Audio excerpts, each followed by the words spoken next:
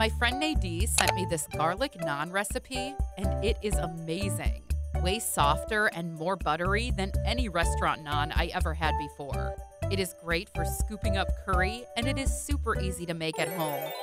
Here is the original recipe my friend Nadee sent me. To make this garlic naan, start by mixing 2 cups or 240 grams of all-purpose flour, 2 teaspoons of baking powder, half a teaspoon of salt, 2 tablespoons of olive oil or melted butter, and half a cup of plain yogurt. Next, using your hand, start mixing the ingredients while gradually adding half a cup of room temperature water. Keep kneading the dough until you end up with a soft and pliable dough ball. Lightly coat the dough with some olive oil, then cover it with a plate or a clean kitchen towel. Let it rest for about 30 minutes. While the dough is resting, take about 5 tablespoons of melted salted butter, add 3 teaspoons of minced garlic, and mix in 3 tablespoons of chopped cilantro. Give the garlic butter a good mix to combine everything thoroughly. Next, divide the dough into 4 to 5 equal pieces. Shape each piece into a smooth ball.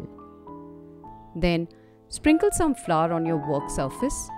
Then place each dough ball on it and slightly flatten it with your fingers. Use a rolling pin to roll each piece into a thin oval or circular shape.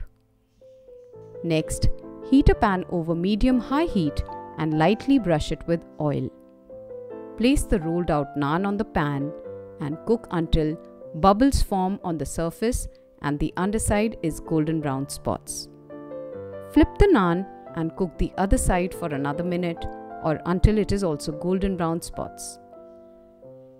Then, place the cooked naan bread on a plate and brush it generously with the garlic butter that we prepared earlier.